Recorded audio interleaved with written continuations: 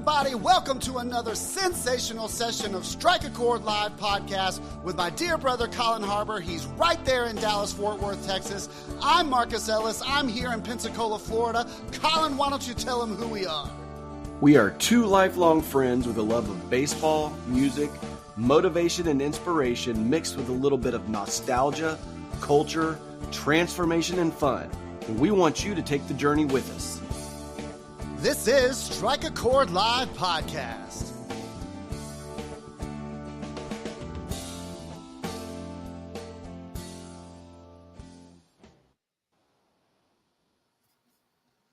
Well, good morning, bro. Stranger danger. How's it going? Man, it's another day of rock and roll, another day in paradise. Happy to be alive. Man, it's been a couple of sessions since we've seen each other because we've been on the road and dealing with. I didn't tell you what my sickness was. It's kind of funny, but I went to my nephew's wedding in Nashville, and it was an outside wedding, and I got chiggers. Remember those things? I hadn't had chiggers since I was a kid, and I got chiggers. I got ate up, and it made me sick. So, anyways, so we were on the road. I got sick once. We missed a couple of, but we're back live, better than ever. What's going on in Dallas, Fort Worth today?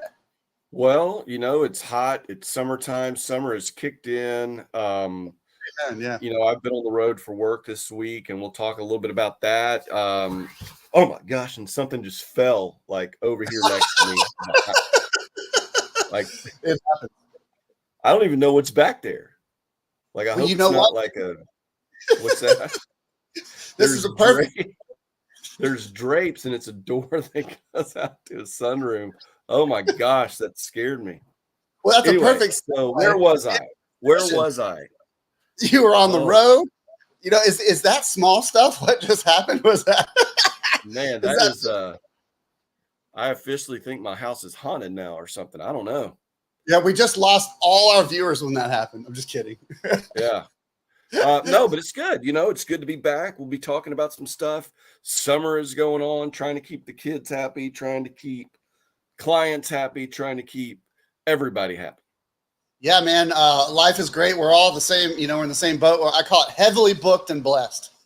We don't use the BUSY word around here. We're heavily booked and blessed. I'm super excited. I've got a White Tie Rock Ensemble show tonight at OWA Amusement Park, OWA Theater in Foley. And then we got another White Tie Rock Ensemble show tomorrow night. By the way, there are probably about 50 tickets per show left if you want to drive over to Foley, Pensacolians. Got a lot of real estate stuff going on, man. Just life is good. But let's talk about a little experience that you had and how you handled it. And the title of today's session is Don't Sweat the Small Stuff, Kid. So tell us your story that I thought was a little bit funny. Yeah, so I had a rental car, right? I had a rental car, drove it to Houston, and then drove it to Springdale, Arkansas. So I had two different things to go to over a couple day period, and figured it's easier to get a rental car. And I go to get in the car on, I don't know, Tuesday it might have been. And when I closed the door, the little latch that holds the door shut, that holds the door closed, fell off. You can hear it bounce down the door. So it's in the door. And I'm looking at it and I'm like, oh my gosh, you know, what am I going to do? I'm stuck in Springdale, Arkansas, which is 5 hours away from where I live with no door. Like that's, you know, 5 hours of holding that the whole way back. That's going to be tough. Anyway, so I called Enterprise. They got me a new car. I went over. Now, they only had one car available, and it was a clown car. So I'm not going to say what kind of car it was. So I don't want, but it was it wasn't one of those little bitty cars, but it was like almost little bitty. Like even my daughter, when she saw it when I got back, she's like, if you open the door, how many people come out? You know, she was making a joke about it. So yeah, but you know, when something like that happens, panic sets in, right? I'm on the road, the door latch broke. What am I going to do? Well, I called. They said, well, there's just happens to be a place a mile from you. Go change out the car, which I did. Now, as I was telling you earlier, the car I had damage on it. The car they gave me had damage on it. And I got a letter from them today saying that they want me to pay for the damage or whatever, you know, claim on damage. And I'm like, no. All this was noted. All these damages were noted, and the latch falling off in the door is a defect because they told me the same vehicle, again, I won't say what kind of vehicle, they said, that's weird. We had one of these do this just the other day. The exact same thing. The latch fell off. So that doesn't sound like a Collin problem, right? That sounds like a car problem.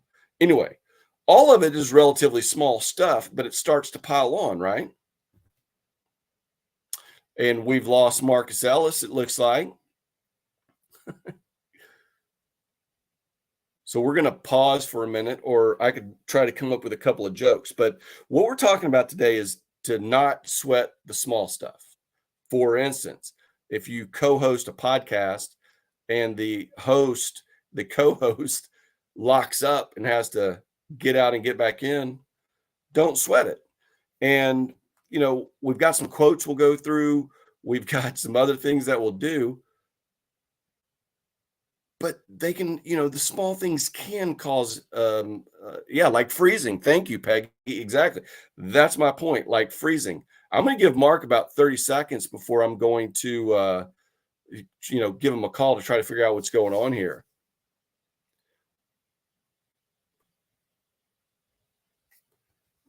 Well, he texted me an outline, so let me he may be doing this to me on purpose.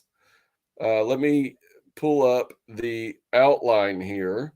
I usually let Mark be the driver of the outline. So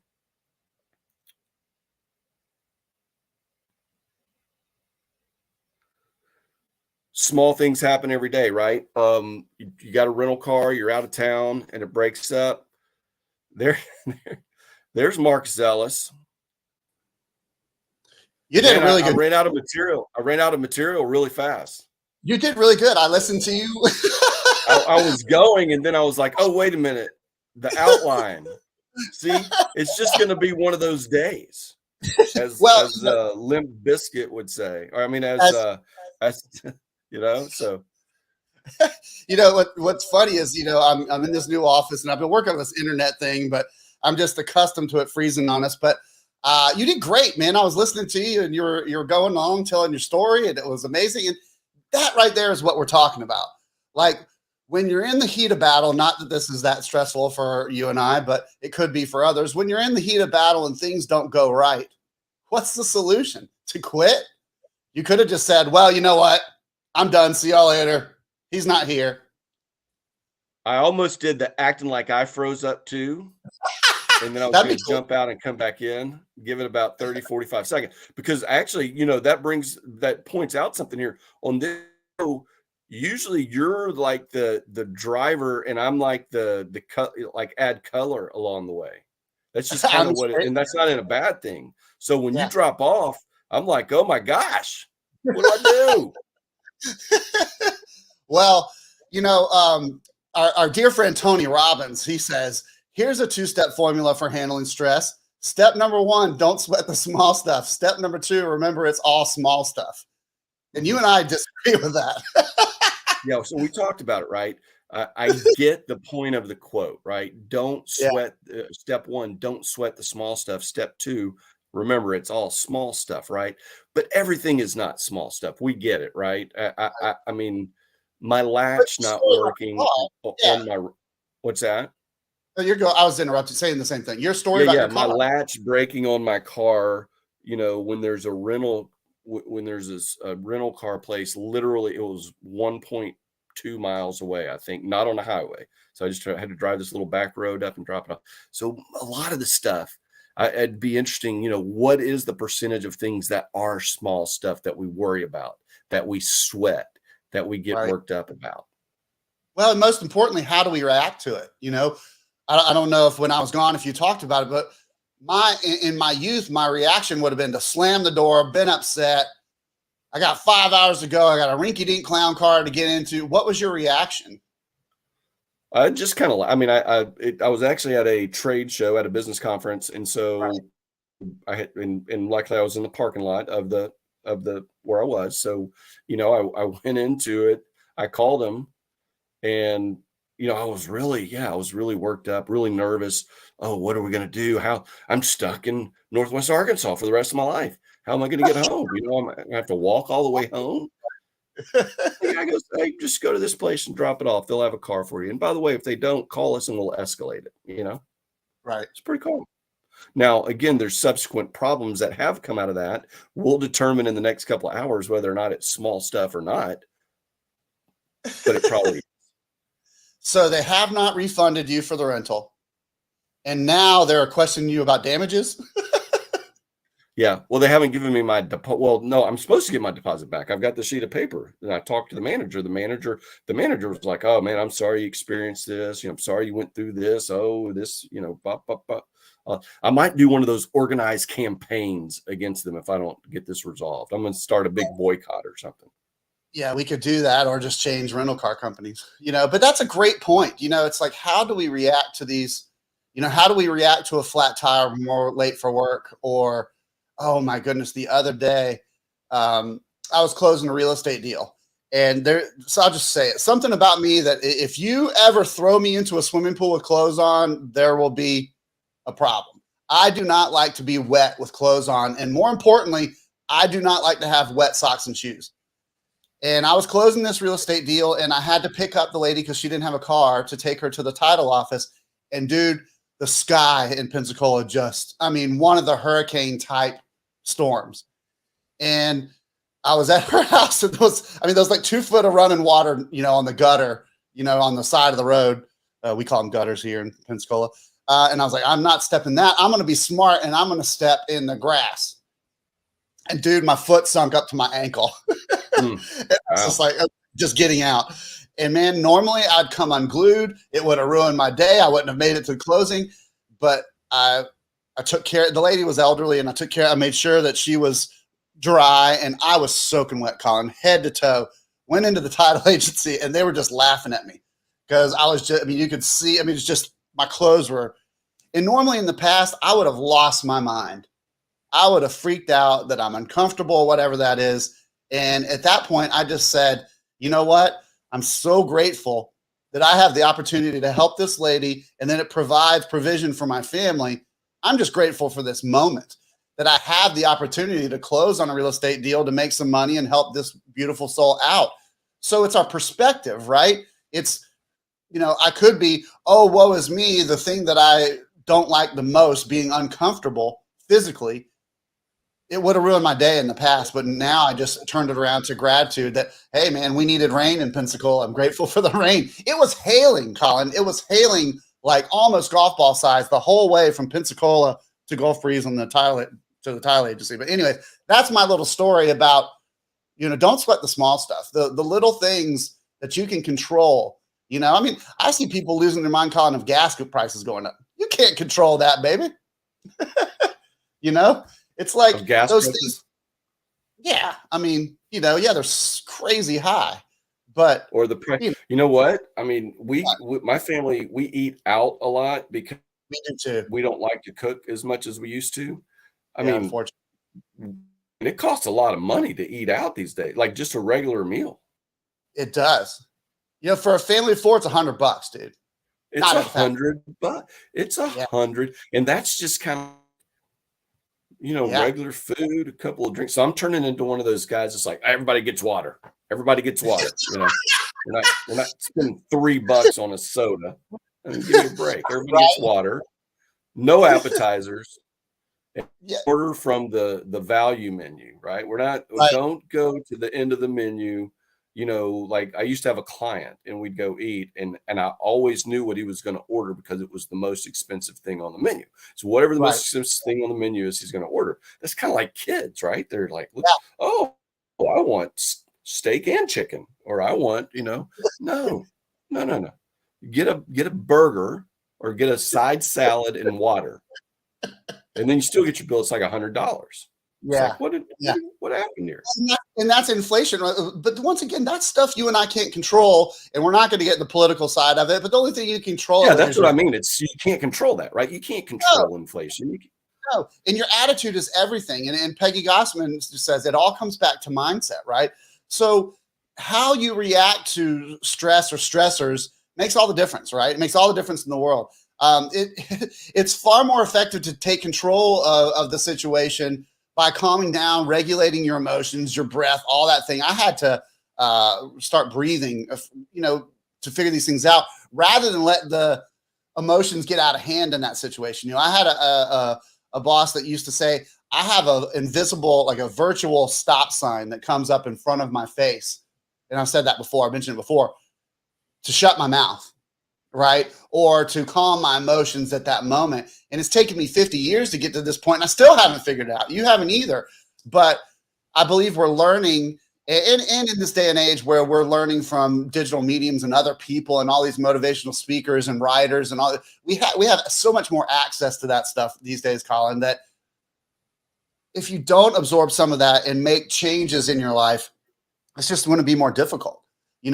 Stressing yourself out, putting that stress on your body, getting upset about a flat tire, what is that going to do? Or that it's funny you mentioned that the guy, you knew the guy was going to order the most expensive thing on the menu. I had a CEO at a company that would come unglued when somebody would order a steak at lunch. Nobody eats steak at lunch. Who eats steak at lunch? I mean, he was upset, like really visibly upset, and I was like, that's a funny thing to get upset about. I mean, I wasn't eating steak, so I didn't feel bad. But, it's those little things, those little things that we let creep into our psyche that affect our physical and mental state of mind, state of being. Yeah.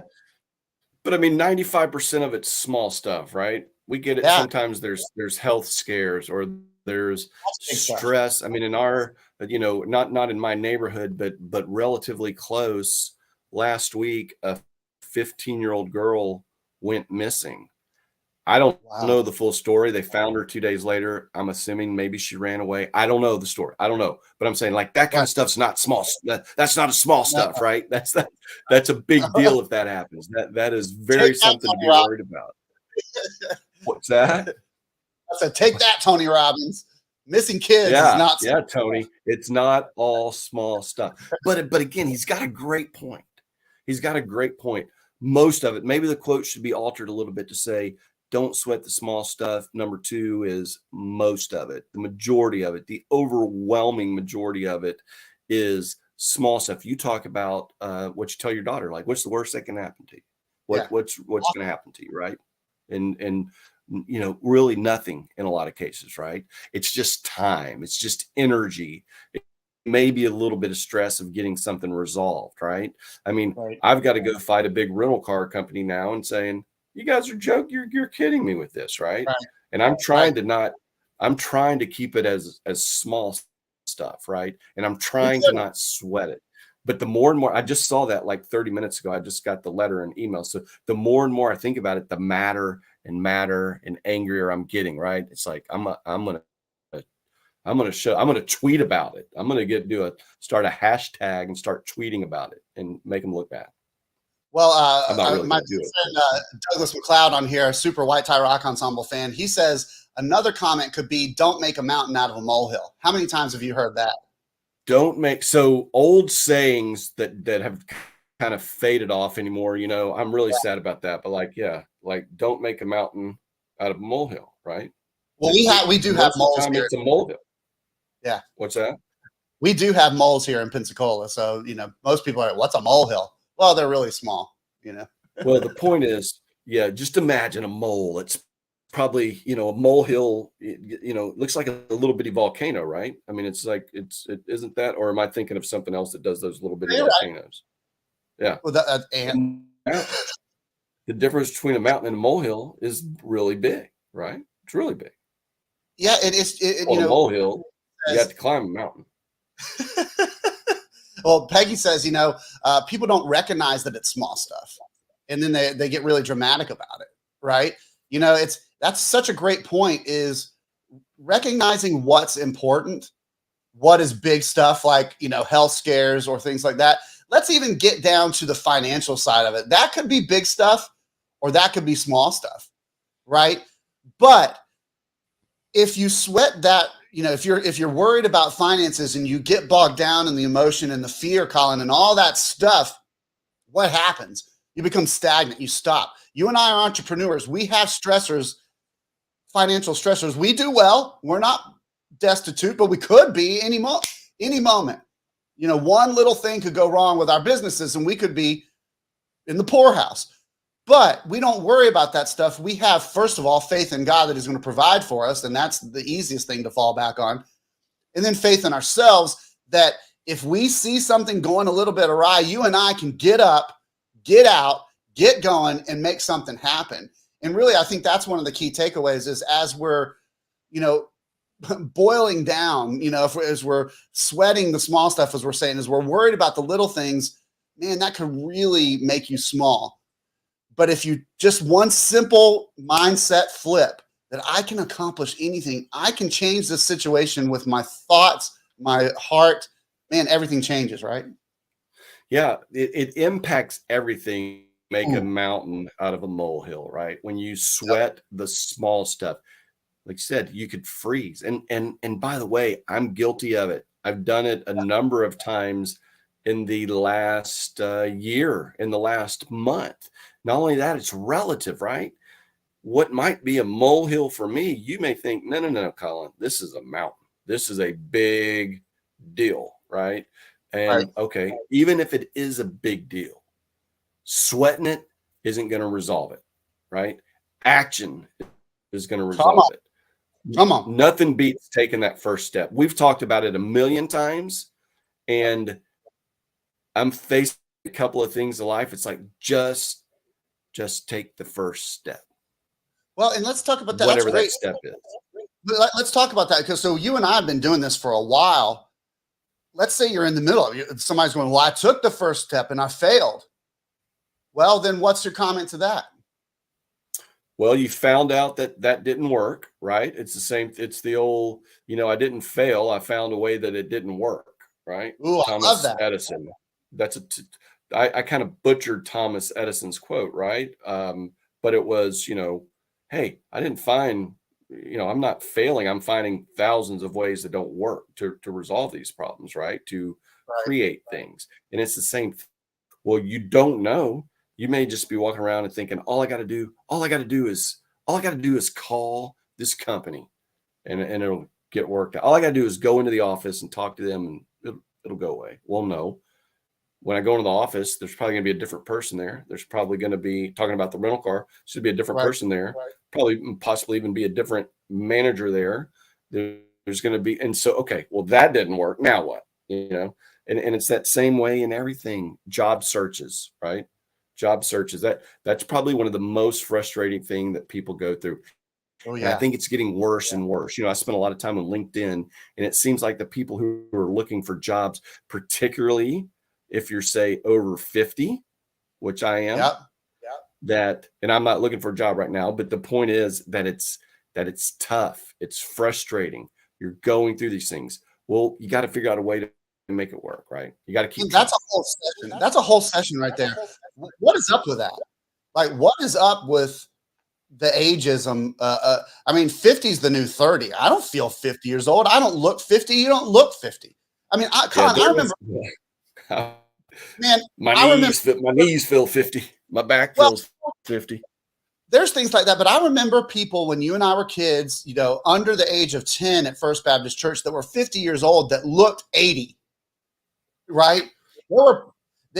Things have changed. I don't know what it is, and I'm not a scientist, but things have changed. 50 is not old. So what in the world? Why would somebody not look at you or I, who has all this experience, and let us lead their company to success? I don't understand that. That's a whole nother session right there. Yeah, ageism is a real thing, and I'm not big into those types of things, but I know ageism is, because I know people who are very good friends of mine who are experiencing it. Part of it is the algorithms, right? Well, and you could just blame it on the algorithm. Well, we didn't screen this person out. It's the algorithm didn't want that resume, right? Or didn't want this anyway. We don't need to go down that rabbit hole right now, but it is real. It's all about the money. Peggy's right too. A 51-year-old, a 55-year-old, generally speaking, from experience, and things probably is going to cost you a little bit more than a 23-year-old right out of college. That's a good point. It is about the money, but yeah, let's put a pin in that and let's talk about that again. That's such a great whole session on that. that you're only as young as you feel, or you're young at heart, whatever. We'll do that again, another time, but I won't sweat the small stuff on that one.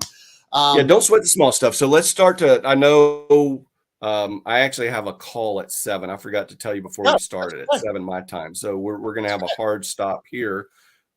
But let's talk again. What are ways that you could not sweat the small stuff? Yeah, I guess first of all, remember that 95% of it is small stuff. Yeah, I mean, I guess the first thing is put that stop sign up in front of your face, and then say, how important is this, right? How important is this in the grand scheme of things? To take your time, think about it, and then whatever it takes for you to calm your emotions, it's really breath for me. It's taking a deep breath and just resetting, and then thinking about and then figuring out a solution. That's what I was going to say. So the thinking about it, right? Think about all the times. You probably don't even remember all the times that you sweated the small stuff because it was a small thing, right? But I guarantee you in the last month, not you, Mark, but maybe you, but whoever's listening to this, I guarantee you've sweated something small and then it went away. It either worked itself out or you took a quick step to get it resolved. Yeah, that happened to everybody this week, including you and I. Mm-hmm. And it's just like the thing you said about Morgan. We'll close on this, is that you're worried about something that's probably never going to happen. And we're wasting our time, energy, and souls on sweating the small stuff. So, man, this has been great. Go ahead. Yeah, just also on that, it's don't. If it is something maybe a little bit bigger issue, don't neglect it. Resolve it. Work on it. Yep. We can talk about that sometimes. Don't keep putting off the resolution on something that's important, right? That's another session. We're going to have to watch back and get these 2 sessions in there. Yeah, that's a great one.